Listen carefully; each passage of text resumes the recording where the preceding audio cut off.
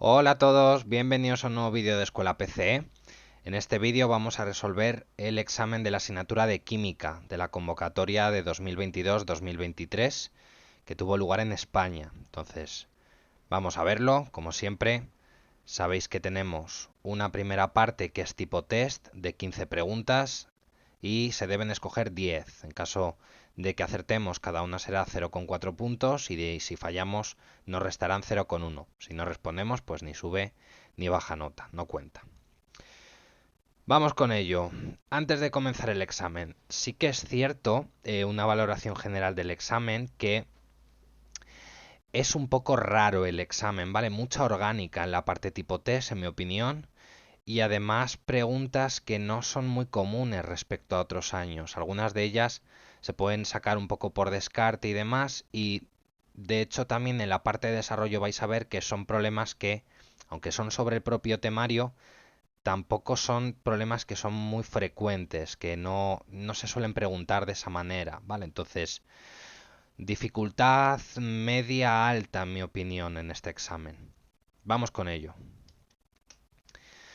En la parte tipo test nos dice si se pretende determinar la variación de energía entre dos niveles electrónicos del átomo de hidrógeno, es necesario recurrir a. Pues la respuesta correcta es el apartado C, la ecuación de Rydberg. La ecuación de Rydberg me relaciona esos dos niveles.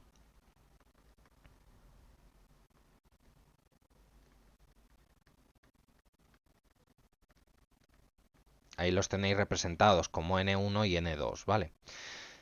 En la pregunta 2 dice, ¿el polipropileno es? Pues el polipropileno es un polímero natural, un polímero sintético de adición o de condensación.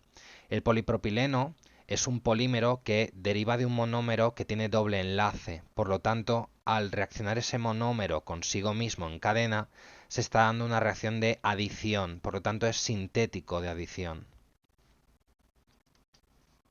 En la 3 dice, respecto a los siguientes compuestos orgánicos, ¿cuál corresponde a un ácido carboxílico?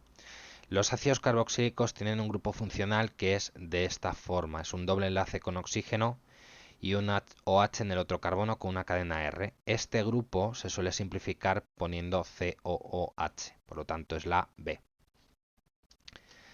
En la 4 dice, solo una de las siguientes proposiciones es correcta, indique cuál. En el enlace covalente, los electrones del nivel de valencia de todos los átomos se sitúan alrededor de los núcleos de forma deslocalizada.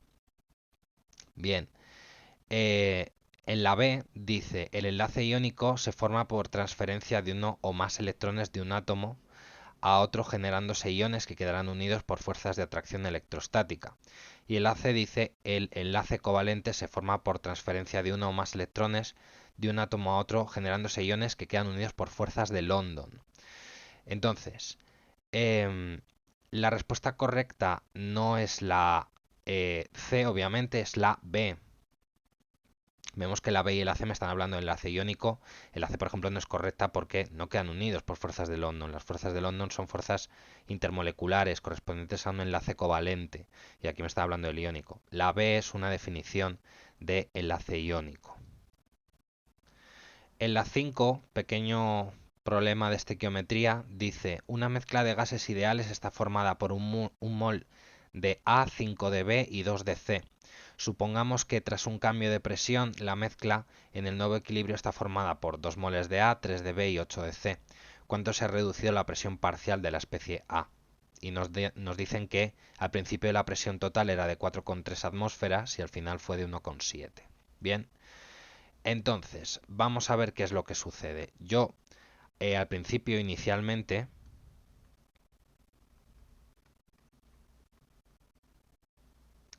para poder determinar la diferencia, lo que se ha reducido la presión parcial de A, vamos a ver la presión de A al principio y la presión de A después de esa variación. Entonces, inicialmente yo tengo que la presión de A es la fracción molar de A por la presión total. La fracción molar de A son los moles de A partido de los moles totales y la presión total, ahí está. Entonces, la presión de A es los moles de A, pues los moles de A antes del equilibrio, antes de ese nuevo equilibrio, después de esa variación de presión es 1. Y los moles totales serán 8, porque son 1, 5 y 2, hace un total de 8. Y la presión total antes, inicialmente, era 4,3. Bien, o sea que la presión de A es 1/8 de 4,3, es decir, 0,5375 atmósferas. Bien, ahora, después de ese cambio de presión, vamos a ver cuál es la presión de A. Corresponde a la misma fórmula, simplemente que ahora los datos, pues los datos son distintos. Los moles de A son ahora 2 después de ese cambio, y los moles totales son 8 más 2, 10 más 3, 13. La presión total después de ese cambio es de 1,7. Por lo tanto, si hacemos esa operación, sale 0,2615 aproximadamente, ¿vale? Pues ¿cuánto se ha reducido la presión? Pues lo que había inicialmente menos a lo que pasó al final. Si hacemos esa resta, 0,5375 menos 0,2615, sale 0,276 atmósferas. Respuesta correcta, la B. Vamos con la siguiente, la 6. Dice, deduzca la combinación correcta de números cuánticos para el último electrón alojado, dada la configuración electrónica, y nos dan ahí esa configuración. Téngase en cuenta el principio de exclusión de Pauli y el de máxima multiplicidad de Hund. Vale. El último electrón alojado en esa configuración electrónica es el 3D, es el último que aparece. Sabemos que un orbital de tipo 3D está compuesto por 5 orbitales 3D, ¿no? Dibujamos las 5 cajas. Y ahora, como tiene 5 electrones, los vamos colocando según la regla de máxima multiplicidad de Hund, es decir, lo más desapareados posibles. 1, 2, 3, 4 y 5. Este es el último electrón.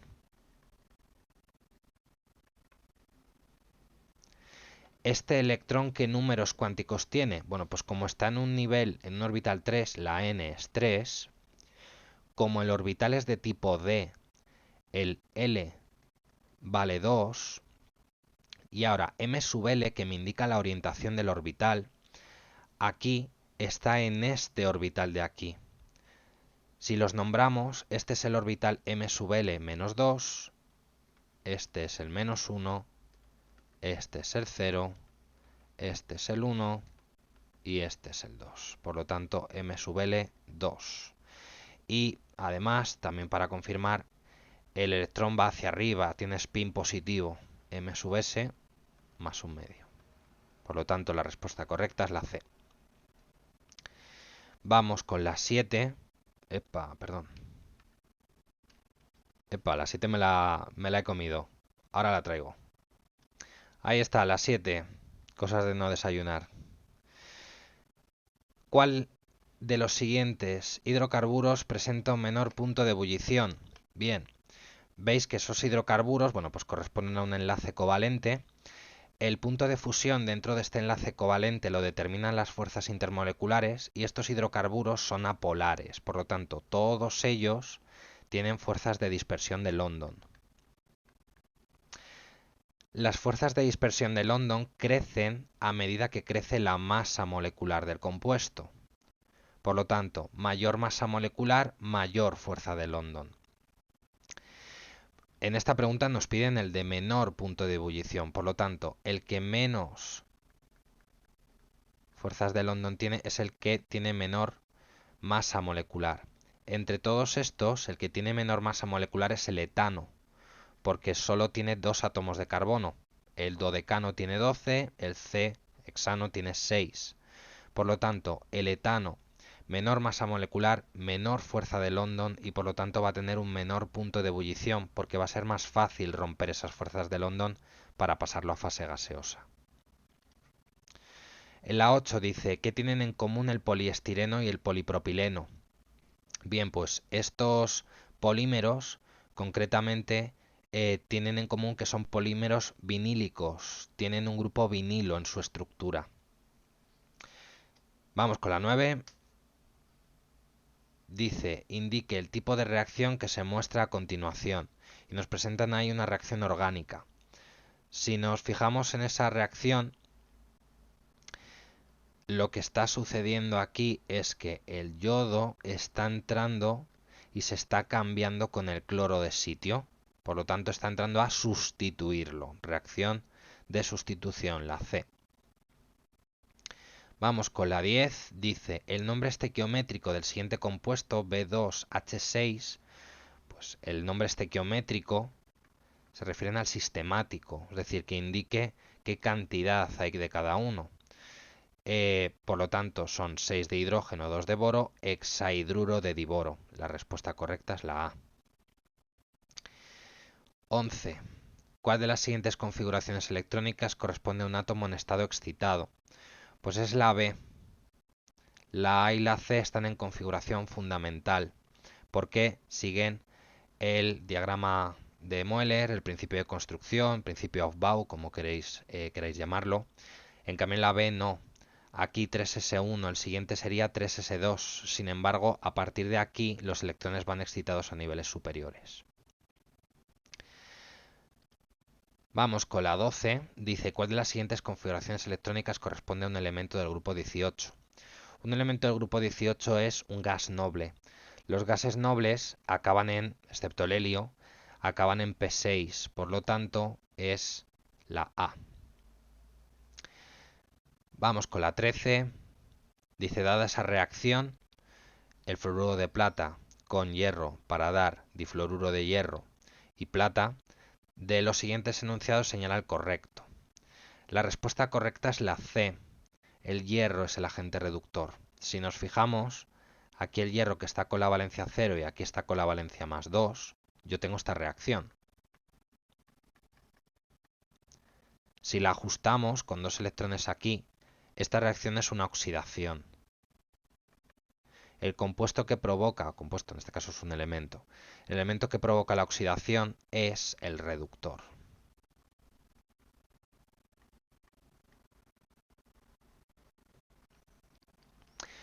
Por lo tanto, la C. Vamos con la 14. Dice, el nombre correcto del siguiente compuesto orgánico es, bien, si nos fijamos, esto es una cetona por ese grupo que hay aquí presente, por lo tanto, la A ya queda descartada. Y ahora simplemente nos queda mirar el resto. No hace falta ni dar el nombre por descarte. Veis que pone propan, significa que habría 3 carbonos. Y aquí la cadena carbonada principal tiene 4. Esto es una bután. Bután-ona, por lo tanto es la C. Y de hecho es esa, porque en el 2 está la cetona y en el 3 hay una rama metil. Y vamos con la 15 y última. Dice, ¿cuál de las siguientes propiedades no es propia de los cauchos o elastómeros? Bien, pues la respuesta correcta es la B. Los cauchos o elastómeros no tienen propiedades termoplásticas. Sí que es cierto que hay algunos de ellos, como excepción, que sí que las tienen, pero a nivel general no. Los plásticos los podéis dividir en termoplásticos, termoestables y elastómeros, y pues, los que tienen propiedades termoplásticas son los termoplásticos, vaya. Además, bueno, si recordamos algún ejemplo, uno particularmente de elastómero es el neopreno. El neopreno tiene gran elasticidad y además es impermeable, por lo tanto también por descarte se puede sacar. Vamos con la parte de desarrollo. En la parte de desarrollo se os proponen dos parejas de problemas y hay que escoger un ejercicio de cada pareja.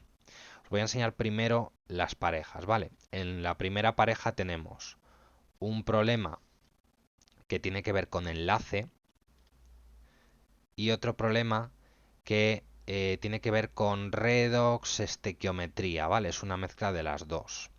De estas dos hay que escoger uno. Y ahora la otra pareja es un problema de cinética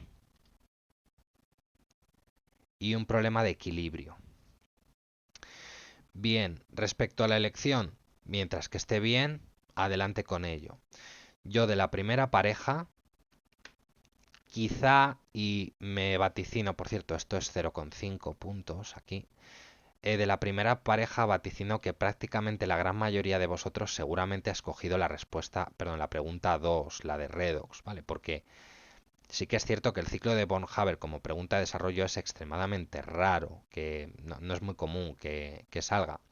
Vamos a verlo ahora, ¿vale? No es quizá, no hay que hacer tantos cálculos y demás, se va a entender bastante bien, pero bueno, no suele ser común esta pregunta.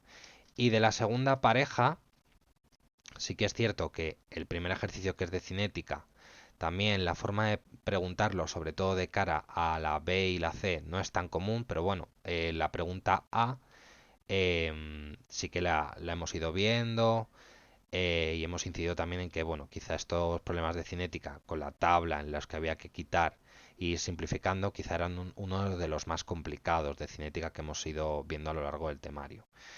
Yo personalmente, entre los dos, para mí hubiese escogido el de cinética entre estos dos y el de redox entre los dos primeros, ¿vale? Pero, insisto, mientras que esté bien, eh, perfecto con ello.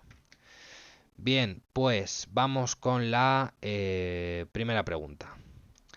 Bien, para el primer ejercicio nos dicen respecto a los sólidos iónicos que hay en ese enunciado, nos dicen, vuelvo a poner esto aquí, que atendiendo exclusivamente al valor de las cargas, cuidado con esto, atendiendo exclusivamente al valor de las cargas, hay otras cosas que influyen, pero solo tenemos que prestar atención a esa, de esos iones, cómo evoluciona el punto de fusión a lo largo de esa serie de compuestos, razonar la respuesta. Bien, en la A, si nos fijamos, para ver cómo evoluciona el punto de fusión, lo que tengo que atender es a la energía reticular, a la energía de red, puesto que la energía de red está relacionada con la estabilidad de ese sólido iónico y por lo tanto con la temperatura que hace falta para pasarlo a fase líquida, en este caso, punto de fusión. Entonces, cuanto mayor sea la energía reticular, mayor va a ser el punto de fusión.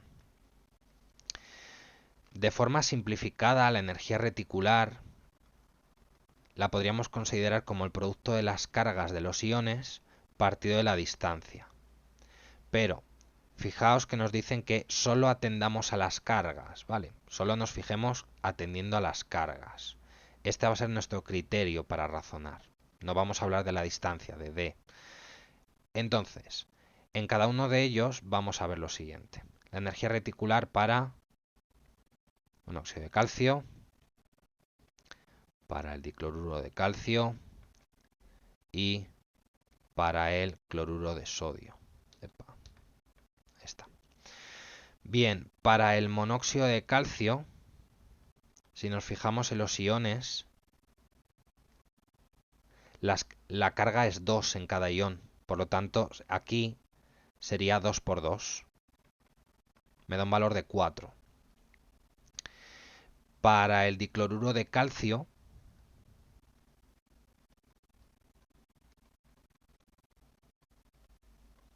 la carga es 2 y 1. Y para el cloruro de sodio, la carga es 1 y 1.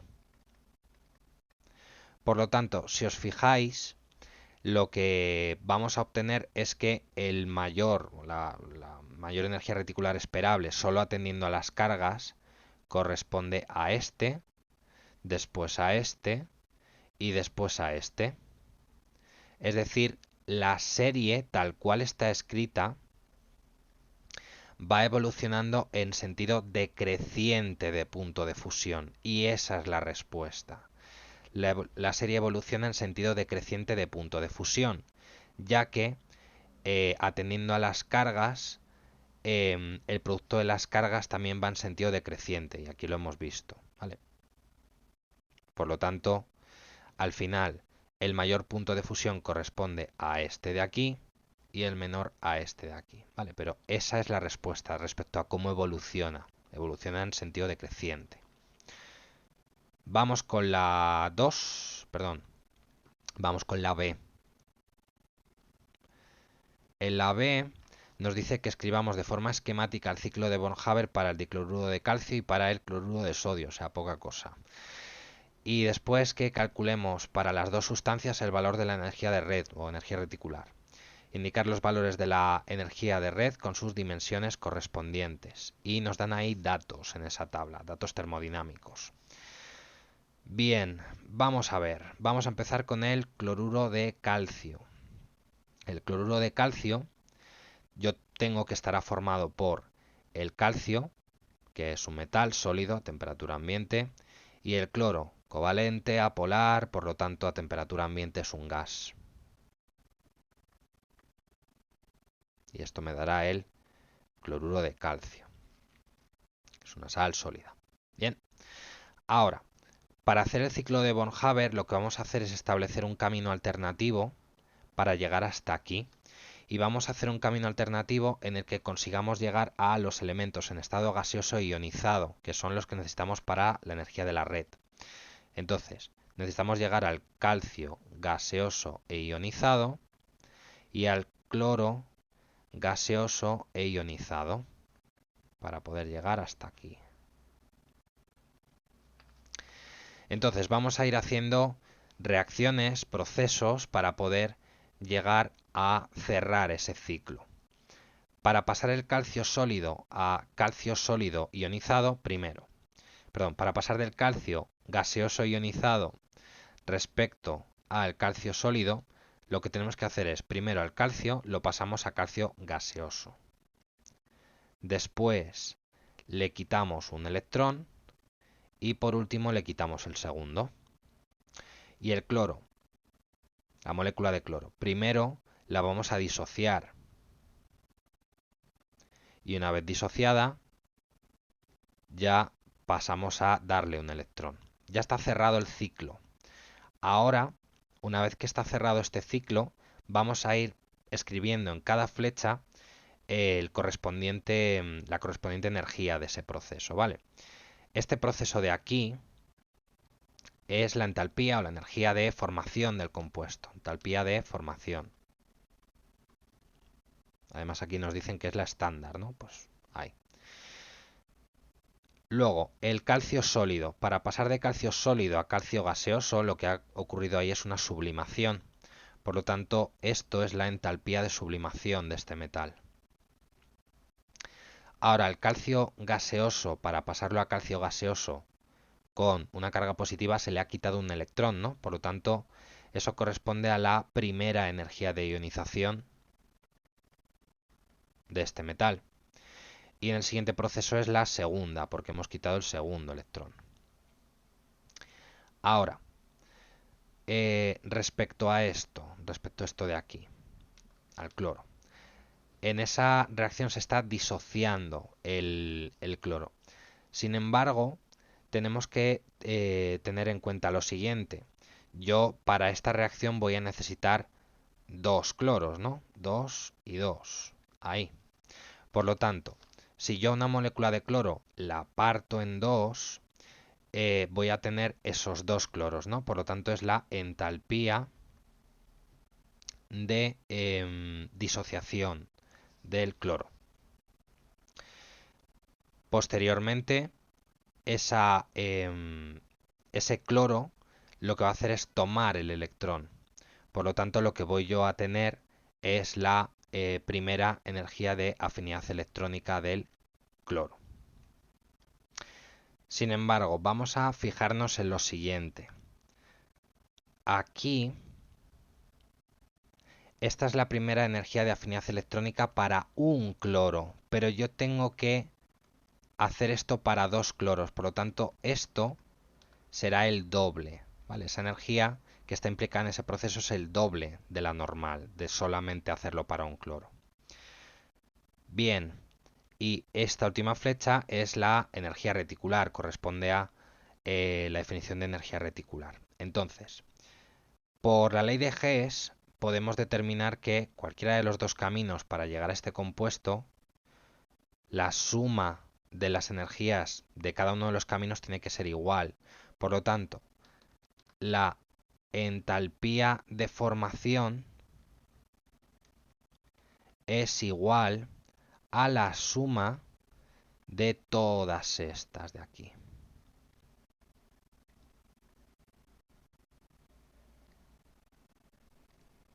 ¿vale? Por lo tanto, es igual a la entalpía de sublimación más la energía de ionización del primer electrón, energía de ionización segundo electrón, entalpía de disociación, el doble de la afinidad electrónica y la energía reticular. A nosotros nos están preguntando la energía reticular, por lo tanto, lo que vamos a hacer es despejar de ahí la energía reticular. La energía reticular se calcularía como la entalpía de formación menos el sumatorio de todo este proceso.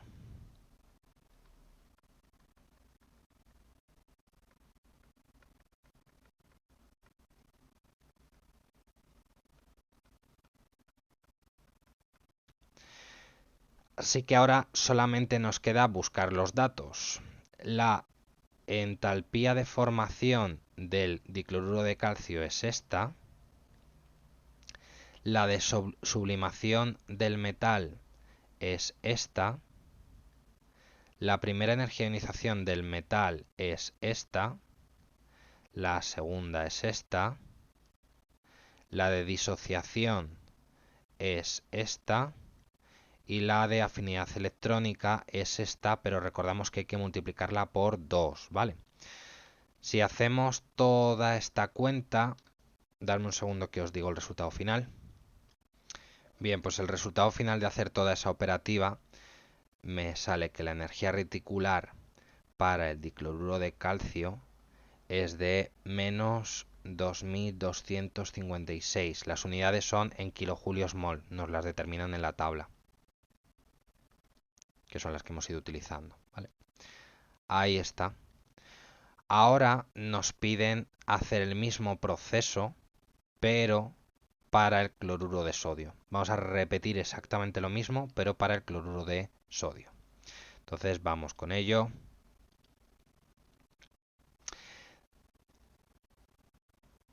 Sodio, metal, sólido, y cloro, como bien hemos dicho, gaseoso. Esto nos va a dar el cloruro de sodio. De hecho, aquí hay que ajustar con un medio, ¿vale? Ahora, vamos a ir poniendo los procesos. En los procesos tenemos que necesitamos llegar al sodio gaseoso ionizado y al cloro gaseoso ionizado para que esto me dé la energía reticular. Para pasar de este a este, primero lo pasamos a fase gas y después lo ionizamos. Aquí lo pasamos a cloro gas y después lo ionizamos. Y ahora vamos viendo otra vez las energías. De nuevo, esta es la sublimación, esta es la primera energía, de ionización. Esta de aquí es la primera afinidad electrónica y mucho cuidado aquí. Esta es la entalpía de disociación, pero por un medio, porque estamos disociando medio mol, por lo tanto un medio de la entalpía de disociación. Y esta es la de formación estándar y ya lo tenemos. De nuevo, aplicamos la ley de Hess para el ciclo de Bohr-Haber. Esto es igual a la suma de estos. Si hacemos la misma operativa que antes, ¿vale? La energía reticular se calcularía como la entalpía de formación menos el sumatorio de las otras. Más un medio de la de disociación, más la primera de energía de ionización, más la primera afinidad electrónica. Y con eso hemos acabado. Sí. Hay 5. 1, 2, 3, 4, 5. Sí, perfecto. Vale, pues ahora hacemos los cálculos. La entalpía de formación me la dicen, menos 411. La afinidad electrónica del cloro me la dan aquí también, menos 349. La primera energía de ionización me la dicen aquí. La de sublimación me la dan aquí. Y la de disociación es esta, pero entre 2, ¿vale? Habría que poner 122, no 244. Si hacemos todo ese conteo, me sale menos 787 kilojulios mol. Y ahí estaría el apartado B. Son 2 puntos por algo, como veis es extenso. Vamos con el apartado C. En el apartado C nos piden discutir los resultados obtenidos en el apartado B y razonar si son consistentes con lo que ha contestado en el apartado A. Vale, recordamos los resultados que me han salido en B. Me salía que la energía reticular para el cloruro de calcio era menos 2256 kilojulios mol y para el cloruro de sodio sale menos 787 kilojulios mol. ¿Es esto consistente con lo que he contestado en el apartado A? Sí, porque en el apartado A determinamos que la energía reticular del dicloruro de sodio tiene que ser mayor que la del cloruro de sodio, puesto que el producto de las cargas hace que la parte de arriba de la energía reticular dé mayor. Por lo tanto, nosotros en el apartado A determinamos que era esperable que este valor, ¿vale? En valor absoluto, a eso me refiero, ¿vale? No con el signo negativo. En valor absoluto fuese mayor, porque recordemos que la energía reticular es negativa, es una energía desprendida, ¿vale? Vamos con la 2. En la 2 nos dicen que tenemos 100 gramos de una aleación, es decir, de una mezcla de dos metales, bueno, dos o más metales, que contiene 85 gramos de cobre y 15 de oro. Para recuperar el oro, se disuelve el cobre por tratamiento de la aleación con ácido nítrico, formándose nitrato de cobre 2 y dióxido de nitrógeno. Y se pide lo siguiente. En el apartado A nos piden ajustar la reacción que indican escribiendo la reacción molecular correspondiente. O sea, hay que hacer todo el ajuste por el método del ion-electrón. Bien, pues nos están diciendo que el cobre se trata con nítrico, ¿no? Pues tenemos cobre tratado con ácido nítrico. Y en esa reacción se produce nitrato de cobre 2.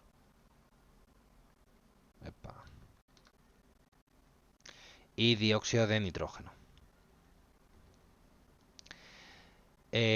Probablemente en algún punto haya agua, ¿eh? O sea, pero vamos a ir viéndolo con el ajuste. Entonces, como tenemos que ajustarla por método de electrón, primero hay que mirar si el ajuste es en medio ácido o en medio básico. Este es en medio ácido porque tenemos el ácido nítrico. O sea que vamos a hacerlo de esa manera. Vamos a ver las semirreacciones. El cobre está pasando a cobre 2+, y el ion nitrato, el ion nitrato está pasando a NO2. Ahora, ajustamos. En la parte de arriba ponemos 2 electrones para que el ajuste esté listo. Y en la parte de abajo ajustamos el oxígeno con una molécula de agua aquí. Y esos 2 hidrógenos que he puesto con 2 protones en esta parte de aquí. Y además, para hacer el ajuste de cargas añadimos un electrón aquí. Ahora vemos que la segunda reacción hay que multiplicarla por 2 para hacer un balance entre las dos semirreacciones. Y se me queda que el cobre más 4 protones más 2 grupos nitrato me da un cobre 2+, más 2 NO2, más 2 de agua. Esta sería la iónica. Formulamos los contraiones y este viene del nitrato de cobre 2, es decir, como hay una, pues pongo 1. Este es 2NO2, veis que sale agua. Y ahora tengo aquí cobre y ¿qué hago? 4 ácidos nítricos o 2. Pues nos fijamos en el nitrógeno aquí. Aquí hay 2 nitrógenos y aquí hay 2. En total hay 4. Necesitamos 4 nitrógenos en la primera parte. Por lo tanto, 4 de ácido nítrico. Le hacemos caso a los protones. Y esta es la reacción ajustada molecular o global. Vamos con la B. Dice calcular el peso, más bien la masa, el peso es una fuerza, de nitrato de cobre 2 que se forma. Bien, pues nos están pidiendo la masa en gramos del nitrato de cobre 2. Nos dicen que la reacción ocurre ya que están reaccionando 85 gramos de cobre, ¿no? Por lo tanto, los moles de cobre que están reaccionando aquí son los gramos de cobre partido de la masa atómica del cobre. Es decir, 85 entre la masa atómica del cobre que me la dan es 63,5. Y eso me sale 1,34 moles. Esos son los moles de cobre. Si nos fijamos en la estequiometría, se produce la misma cantidad de cobre que de nitrato de cobre 2. Perdón, se produce la misma cantidad de nitrato de cobre 2 que de cobre hay. Por lo tanto, los moles del nitrato de cobre son los mismos que de cobre, es decir, 1,34. Y ahora calculamos los gramos. Los gramos de este compuesto son los moles por la masa molecular. La masa molecular me dicen que es 187,5. Eso sale un valor de 250,98 gramos de nitrato de cobre 2. Vamos con la C, la voy a poner por aquí arriba. Dice, calcular el volumen mínimo de disolución de ácido nítrico 5 molar que se necesita para disolver todo el cobre. Bien, si nos fijamos, los moles que hace falta de nítrico en esta reacción con el cobre que hay es 1 a 4, ¿no? Un mol, 4 moles. Por lo tanto, es el cuádruple de los que haya de cobre. Los moles de nítrico necesario son 4 por los que hay de cobre. Si hacemos esa cuenta sale 5,36. Ahora, como es una disolución, pues la molaridad de la disolución son los moles de esa disolución por el volumen. Yo quiero saber el volumen, ¿no? Por lo tanto, moles partido de molaridad.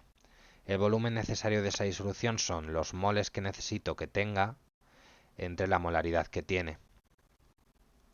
El volumen, por lo tanto, que me sale es 1,072 en litros. Porque los moles se dan pues, en moles y la molaridad en moles partido por litro, ¿vale? Por eso sale el litro al final. Y vamos con la D. Dice, calcular el volumen de dióxido de nitrógeno medido a 30 grados y una atmósfera de presión que se desprende al disolver todo el cobre. Bien.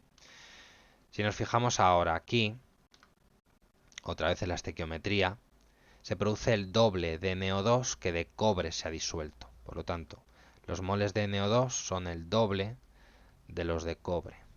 Es decir, que lo tengo por aquí, 2,68 moles.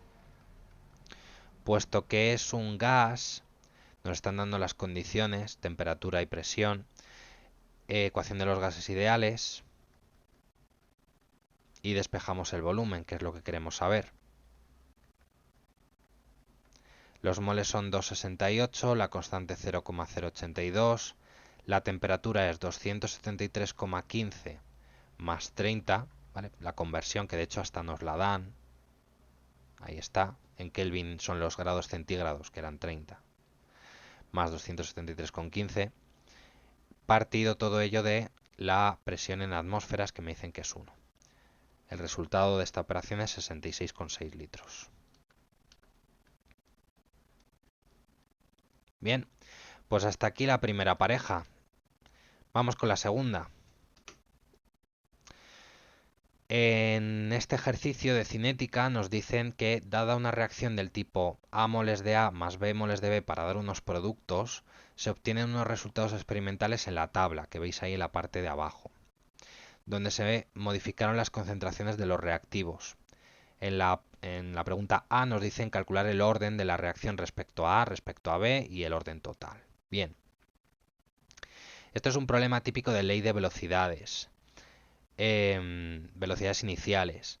Lo que se realiza aquí es que, si os fijáis en la tabla, se mantiene constante la concentración de uno de los reactivos para poder establecer relaciones con el otro. Entonces, si lo vemos aquí, para el A vamos a tomar el experimento 1 y el 2 y para el B vamos a tomar el 2 y el 3. Para el A también podríamos haber utilizado el 3 y el 4, ¿vale? Pero yo en mi caso he utilizado el 1 y el 2. De hecho, el experimento 4 no es ni necesario, ¿vale? O sea, podrían no habernoslo dado. Entonces, recordamos, yo voy a establecer una relación entre los experimentos. La velocidad del experimento 1 es la constante cinética por la concentración de A elevado a su orden, que lo vamos a llamar alfa, por la concentración de B elevado a su orden, que lo vamos a llamar beta. Y ahora, como quiero relacionarlo con el otro experimento, en matemáticas una relación se establece mediante un cociente. Entonces voy a dividir todo entre el otro experimento. V2.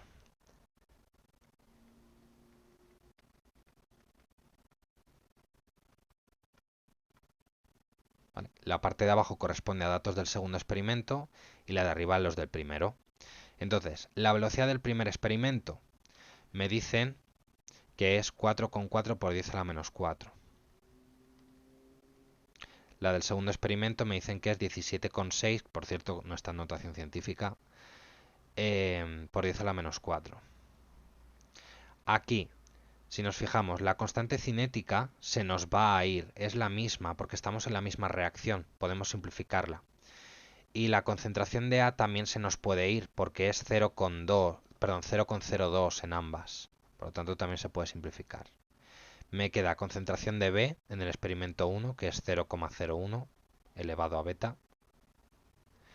Y en el experimento 2, que es 0,02 elevado a beta. Bien, nos queda esta expresión, hay que despejar beta. Para ello, lo que hacemos es que ponemos la beta como exponente común y esta operación da un medio. Y esta operación da un cuarto. ¿A qué tenemos que elevar a este 2 para que dé 4? A 2. Beta vale 2. Vale, podéis hacer un despeje logarítmico también, pero bueno, si se ve a simple vista también directamente ponerlo. Ya tenemos beta, vamos a hacer alfa, pero ahora vamos a hacerlo con el experimento 2 y el 3. Exactamente la misma dinámica. Experimento 2 y experimento 3. Voy a poner directamente los datos. Las constantes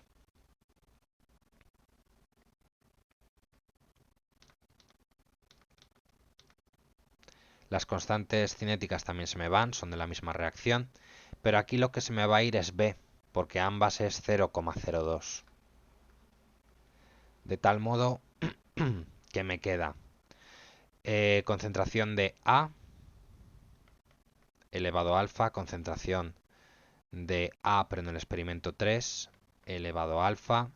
La velocidad del experimento 2 es 17,6 por 10 a la menos 4 y esta es 35,2 por 10 elevado a menos 4. Si hacemos esta operación da un medio. Si hacemos esta operación también da un medio. Por lo tanto, vemos que alfa vale 1.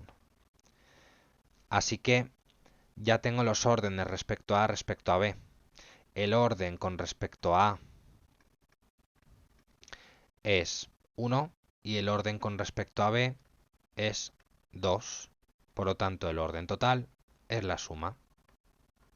2 más 1, 3. Orden total, 3.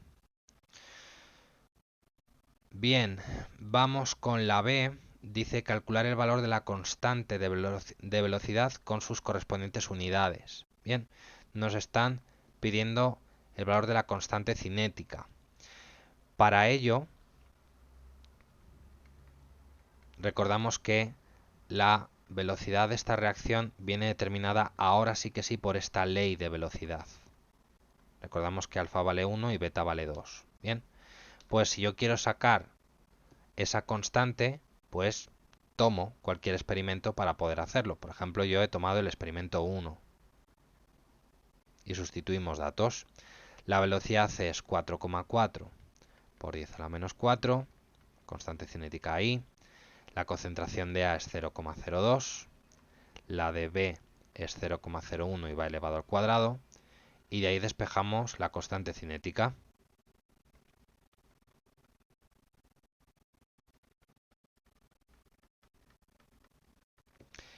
Si hacemos esa operación, me sale 220. Ahora hay que ver las unidades. Entonces, tomamos la ley de velocidad y vamos a hacer el análisis dimensional de las unidades. V, velocidad, tiene unidades de mol partido por litro por segundo.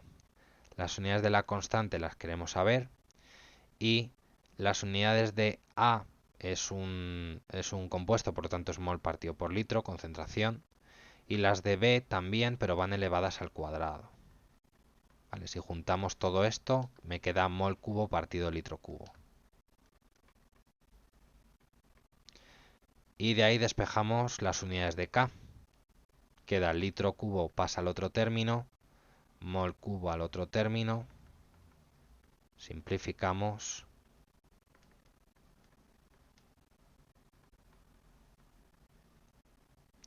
Y estas son las unidades. La respuesta correcta, por lo tanto, del apartado B es que la constante cinética tiene un valor de 220 litros al cuadrado partido de mol cuadrado por segundo. Bien, vamos con el último apartado. En el último apartado nos piden cuál es la velocidad de la reacción cuando A tiene una concentración de 0,08 y B de 0,04, y teniendo en cuenta las unidades de la velocidad de reacción, ¿qué se entiende por velocidad de reacción? Nos están preguntando una definición de velocidad de reacción. Bien, pues si queremos saber la velocidad, pues atendemos a la ley de velocidad de este experimento. Y simplemente sustituimos datos. La velocidad es constante cinética, hemos determinado que valía 220 en el apartado anterior. A nos dicen que vale 0,08 y B 0,04 y va al cuadrado. Si hacemos esa cuenta, nos sale 0,02816 con unidades de velocidad, es decir, mol partido por litro por segundo. Esa sería la velocidad. Luego, nos piden una definición de velocidad de reacción, teniendo en cuenta las unidades, básicamente porque las unidades ya casi que me dan una pista de cuál es la definición. Mol partido por litro es molaridad partido por segundo. Una velocidad de una reacción es determinar a qué velocidad está disminuyendo la concentración de un producto. Si quisiésemos, de un producto o de un reactivo. Si quisiésemos dar una definición más formal, yo tengo apuntado que la velocidad es la variación, perdón, la razón de la variación de la concentración de un compuesto en una reacción química por unidad de tiempo. Es decir, es la variación de, perdón, la razón de la variación de la concentración por unidad de tiempo. ¿Vale? A eso se refiere con velocidad. Cómo va apareciendo y desapareciendo la concentración de un reactivo en función del tiempo. Vamos con la segunda y última pregunta. Equilibrio químico. Dice, en un recipiente cerrado de 72,6 centímetros cúbicos o mililitros, es lo mismo, aunque nos dan aquí la conversión. Dice que introducen 3 gramos del pentacloruro de fósforo a una temperatura de 760 Kelvin. En esas condiciones nos dicen que el pentacloruro de fósforo se disocia en tricloruro de fósforo y dicloro o cloro molecular. Y que se trata de un equilibrio homogéneo en estado gaseoso, o sea que todos los compuestos están en fase gaseosa. Nos preguntan que escribamos la reacción reversible formulando las especies y luego nos hacen algunas preguntas sobre el equilibrio, nos dan K sub C y demás. Entonces vamos a empezar con la A, que es formular el propio equilibrio.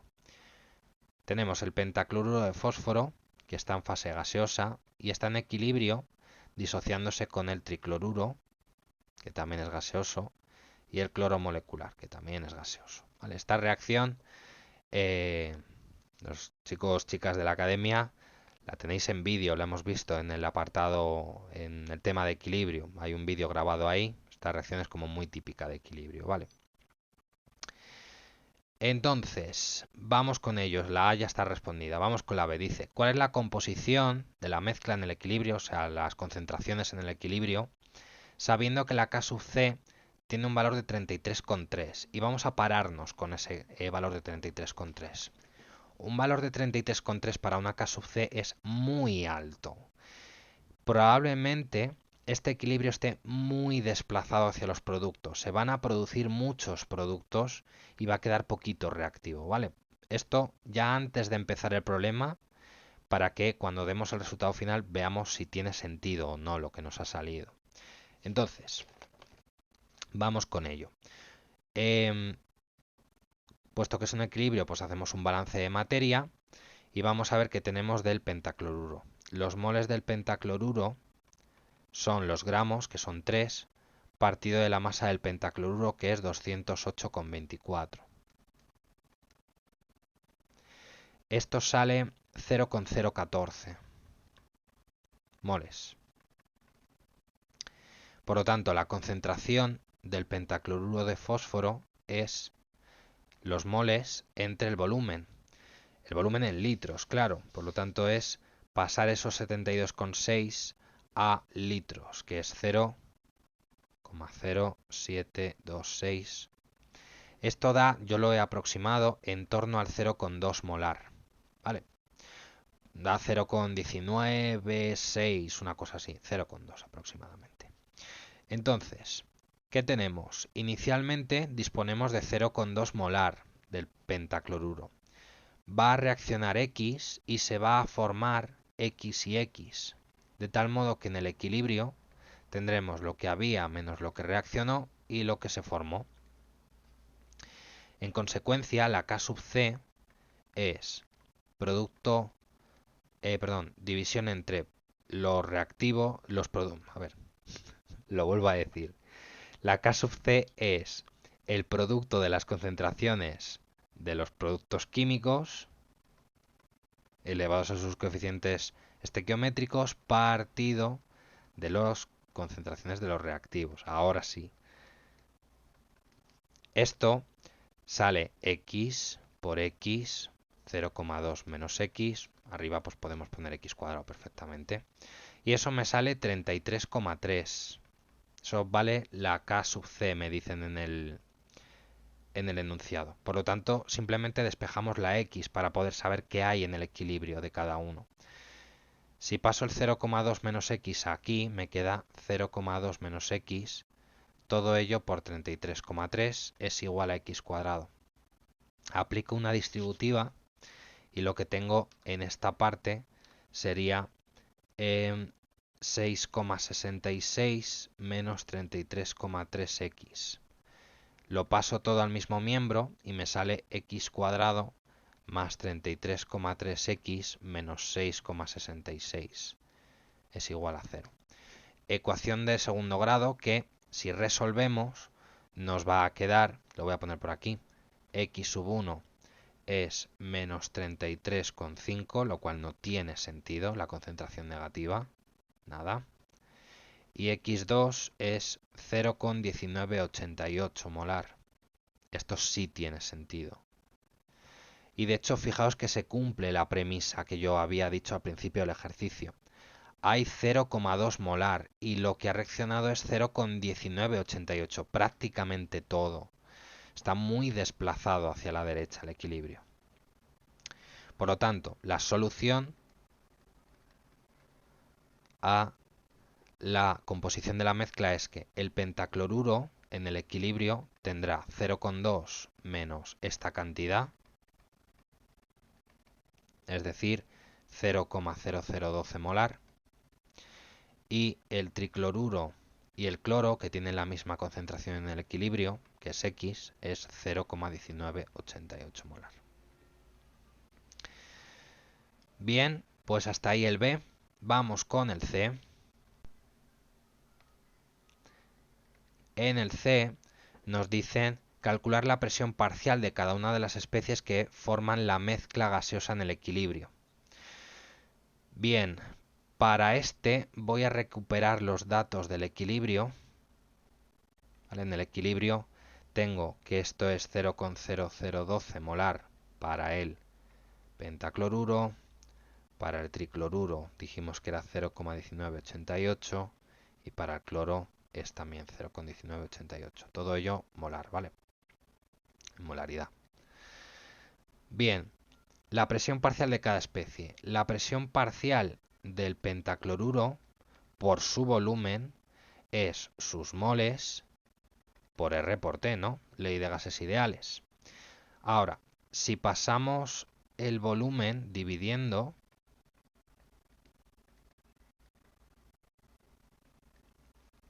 ¿qué me queda? Moles del pentacloruro partido por volumen. Unos moles entre un volumen que es la molaridad. Por lo tanto, la presión parcial del pentacloruro se calcula como su concentración en el equilibrio por R por la temperatura que me dicen que es 760. Eso sale 0,0748 atmósferas. La presión parcial del tricloruro y del cloro va a ser la misma, ¿vale? Porque tenemos los mismos moles, la misma concentración. Entonces, la del tricloruro es la misma que la del cloro, que es la molaridad por R por T. 0,1988 por 0,082 por 760 y eso sale 12,4.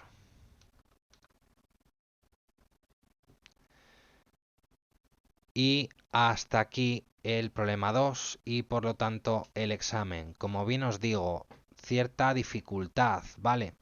Media alta, casi tirando a la alta. Preguntas que no han sido muy comunes en otros años, ¿vale? Espero que os haya servido el vídeo y que haya ido muy bien el examen. Nos vemos. Chao, chao.